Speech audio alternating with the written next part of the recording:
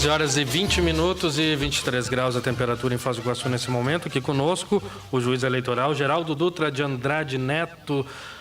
Doutor Geraldo, muito obrigado pela presença aqui na Rádio Cultura mais uma vez, né? Eu acho que as nossas conversas serão mais frequentes daqui por diante, né? Tendo em vista que nos aproximamos de um período eleitoral, de eleições municipais. Obrigado. Boa tarde a todos, é um prazer estar sempre aqui com vocês da Rádio Cultura. Doutor Geraldo, vamos começar então pelo um pedido aí da Justiça Eleitoral. Abriu já, né, a convocação de mesários para Foz do Iguaçu e é uma quantia considerável, né, que é necessário para fazer as eleições em Foz, 5 mil, né, mais ou menos isso? A Justiça Eleitoral precisa, né, desse trabalho voluntário para fazer as eleições, né? Então tem duas formas. As pessoas que têm interesse podem se cadastrar no site do TRE para prestarem serviço voluntário. E, não sendo suficiente esse número, a Justiça Eleitoral faz convocações, né? A gente, periodicamente, tem listas, né, de funcionários públicos, funcionários da iniciativa privada também, e são feitas convocações. Então, nos próximos dias, muitas pessoas aqui, muitos eleitores aqui de Foz do Iguaçu receberão na sua casa convocações para atender o chamado da Justiça Eleitoral. Tem duas formas, então a pessoa é convocada ou ela pode também se, digamos, tem muita alistar, gente que tem interesse, né?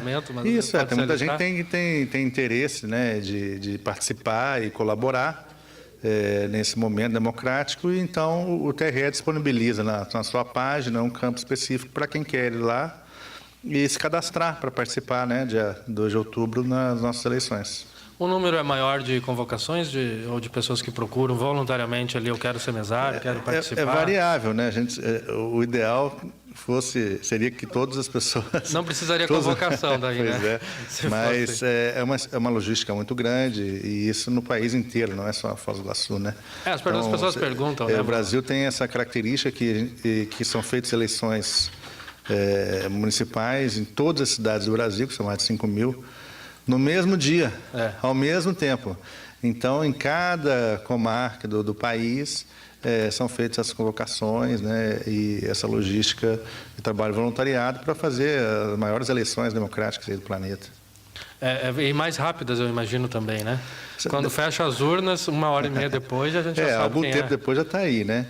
Então, e são eleições feitas no mesmo dia, né? Porque diz que tem outros países que têm mais eleitores, mas as nossas eleições são feitas no mesmo dia, né? Então, a comarca de Foz do Iguaçu tem eleições municipais no mesmo dia que a comarca de Cascavel e assim por diante, né? Então, eu acho interessante nos Estados Unidos. Essa estrutura é diferenciada também. Nos Estados Unidos, eles chegam a mandar o voto por e-mail assim meses antes, né? Até o ano passado, retrasado, o presidente Obama mandando o voto dele ali porque eles têm uma série cada estado aí é de um jeito, né? Tem uns que é por urna, com papel, outros é a papel e uma espécie de urna eletrônica, que na verdade é um computador e tal. E tem o tal do voto também, que é por e-mail ali, o Obama mandando o voto dele, eu acho que 4 meses antes da eleição. Uma coisa que eu queria saber do doutor é que, apesar de ser um trabalho voluntário, o mesário recebe alguns benefícios, né, doutor?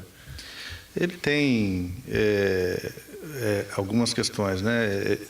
2 dias de dispensa no seu trabalho, para cada dia trabalhar pela Justiça Eleitoral. Também tem a presunção de boa conduta, né, para essas pessoas que precisam de alguma certidão da Justiça, né, para fazer algum concurso, etc. Digamos que você ganha um ponto com o país, né? Com a sua comunidade também, não é só com o país, né? Essas pessoas, a Justiça Eleitoral, como depende das pessoas para fazer as eleições, as pessoas são responsáveis com a continuidade da democracia, né, daquela alternância de poder, etc., que é resultado das eleições. Acho que o estudante universitário também, ele sendo trabalhando nas eleições, né, como mesário, alguma coisa, ou fiscal, ou seja o que for, ele ganha carga horária, alguma coisa assim que ajuda, né, no final da faculdade também. Algumas faculdades, acho que as faculdades aceitam. As instituições que possuem um convênio aí com o Tribunal Regional Eleitoral, há essa previsão aí de hora extra, né, como dizem na faculdade, que são necessários aí para a conclusão do curso. Agora, doutor Geraldo, caso a pessoa seja convocada a participar e não quiser, ela é obrigada igual, o que acontece? Então, essa é aquela convocação, né? Então, existem casos que a pessoa pode se retirar desse serviço para a Justiça Eleitoral, mas são casos específicos, né? Não é por simplesmente, eu não quero, então eu não vou. Não funciona assim, né? a convocação, a teor, em princípio, é obrigatória, né? Então, se a pessoa tem algum problema de saúde grave, alguma situação familiar, etc., ela pode solicitar ao juiz eleitoral a sua dispensa.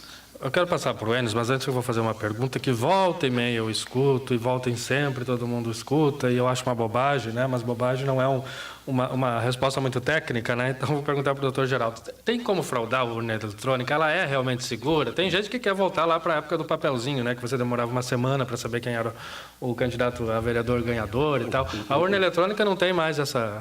O Paraguai fez uma experiência com o sistema brasileiro e, na sequência, não adotou. Não adotou, né? Mas eles têm um sistema ali que você pega um livro para votar, né? Vai furando candidato, assim, você vota em chapas e não vota em candidato a deputado, né? Você vota numa chapa inteira e tal, ali ele é bem complexo também.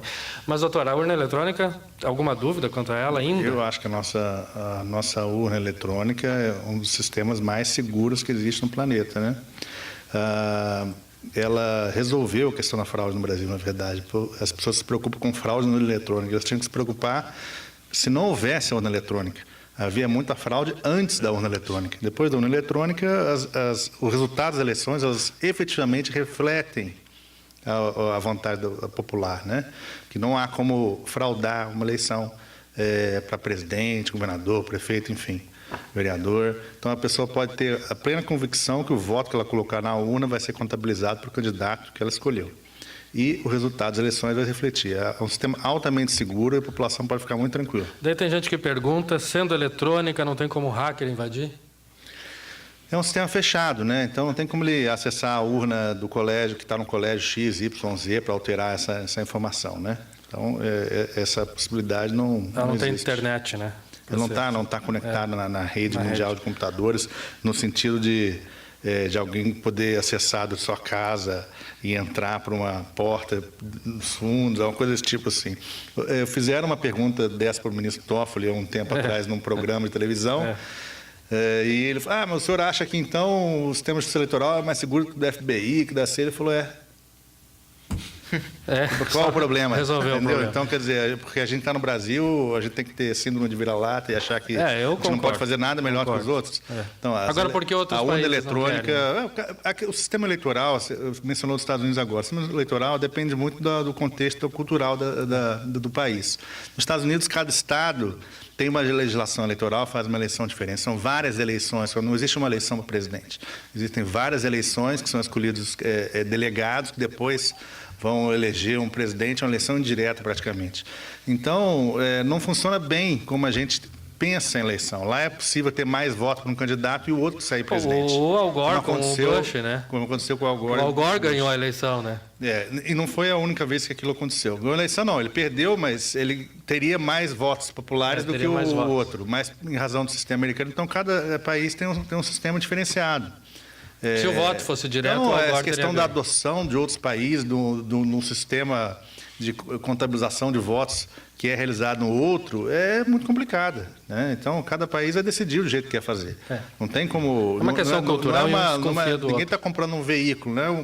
Vender uma BMW para o Paraguai. O Paraguai ele vai ter que decidir o jeito que ele quer que seja o sistema eleitoral deles, como é que vai ser o voto, contabilização. Eu tenho plena convicção que o nosso sistema é dos mais seguros do mundo. É muito seguro, né? Talvez por isso o Paraguai devolveu as urnas, não quis saber, falou isso aqui não tem como fazer de outro jeito, vai ter que pegar quem ganhou mesmo. Ô, Enes, diga aí. Doutor Geraldo, uma das ferramentas muito utilizada na campanha política são as pesquisas. Essas pesquisas, elas, de uma certa forma, é utilizada tanto pelo candidato como também pelo eleitor para saber como é que está a posição do seu candidato. Muda muita coisa em relação às eleições de outubro deste ano? A divulgação, a utilização dessa ferramenta? Veja bem, a pesquisa eleitoral é um instrumento até de segurança, né? As pessoas saberem que existe uma tendência para certo candidato, enfim. Ele também funciona dentro desse sistema de controle dos órgãos oficiais, né? Então, se dá lá um resultado que o candidato X vai ganhar com uma margem gigantesca de votos, e na eleição dá que justamente o contrário, uma interrogação aparece, né? As pessoas podem achar estranho. Mas a gente tem que lembrar também que a pesquisa não é o resultado, né? A gente acabou de ter um exemplo ali na questão do Reino Unido, que saiu da União Europeia, e as pesquisas lá deram que tá todos noticiando que não, que vai ficar, e depois a vontade popular que foi veiculada nas eleições foi o contrário daquilo. Já se arrependeram então, também. as pesquisas, não sei se se arrependeram, a maioria que votou ali, né, exerceu o seu direito e disse que não queria, enfim. Então é isso, a pesquisa é um instrumento, né, que as pessoas têm que observar, mas tem que ter a consciência de que aquilo é passível de erro, né? Por mais que seja feita corretamente, é passível de erro. E a Justiça Eleitoral, a preocupação que tem é que esses órgãos de pesquisa e ela seja realizada de uma forma correta, dentro de alguns parâmetros, para poder refletir realmente a possibilidade que existe naquele momento. E existe uma fiscalização por parte da Justiça sobre essas regras sobre pesquisa. Então, a nossa expectativa é que ocorra normalmente, que as pesquisas sejam realizadas de forma responsável. Mas a gente sabe que cada partido, hoje em dia, tem pesquisas internas, existem vários interesses, então daí a fiscalização. Doutor Gerardo, com a proibição das empresas fazerem doações às campanhas de candidatos a prefeitos e a vereador, resta apenas o fundo partidário, né, em termos de dinheiro legal. Agora, isso aí limita muito, né? Um país desse tamanho aí, com milhares, mais de 5.600 municípios, a gente pode prever que o dinheiro ele vai chegar no conta-gota, tanto para prefeito como para vereador. Aliás, já existe uma limitação disso, né? A própria Justiça determinou, baseado em gastos das eleições anteriores, o que um prefeito pode gastar e o que um vereador também pode gastar, levando em consideração as proporções de cada município. Mas a pergunta é a seguinte: e se o candidato, ele for um candidato abonado dele mesmo, tem limites? Existe, não. Além dessa questão do fundo partidário, as pessoas físicas podem fazer contribuição até um limite da sua própria renda, não é mesmo? Então, a Justiça Eleitoral agora, na verdade, foi uma decisão do STF, né, que acabou vedando o financiamento para a pessoa jurídica.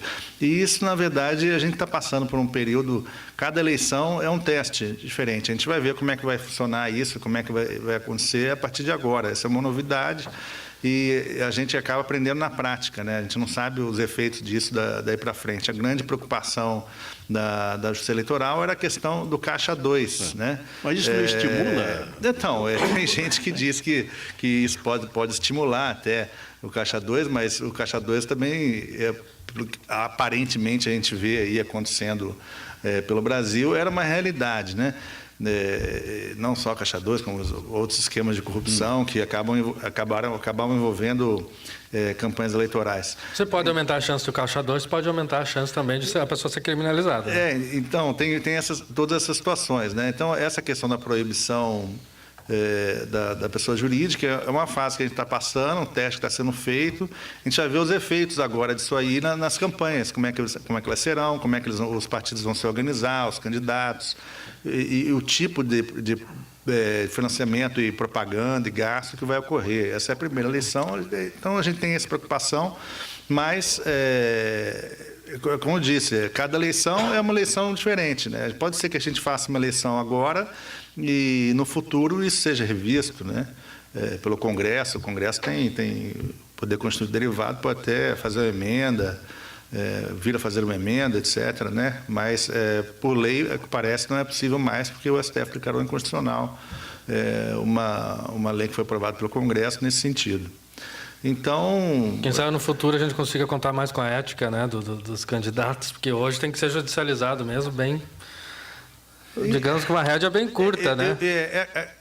Essa questão do controle é sempre importante, né? Isso existe em qualquer país. A corrupção existe, a gente tem a mania de pensar que é só aqui que existe, não, mas existe em todos os países, inclusive nos países mais avançados. A diferença é que é impune. A diferença é o controle, né? Então, os órgãos de controle bem aparelhados e funcionando, atuando e existindo efetiva punição, acaba sendo um meio dissuasório para aqueles que pensam em fazer um determinado tipo de ato que seja considerado legal em determinada legislação.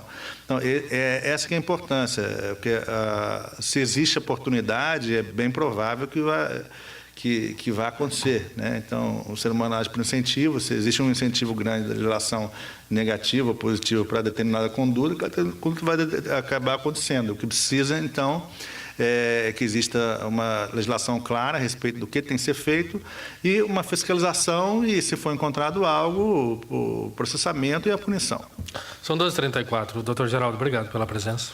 Agradeço a presença, o convite de vocês, estou sempre à disposição. Um grande abraço, boa tarde a todos. Muito bem, 12h35, nós já voltamos.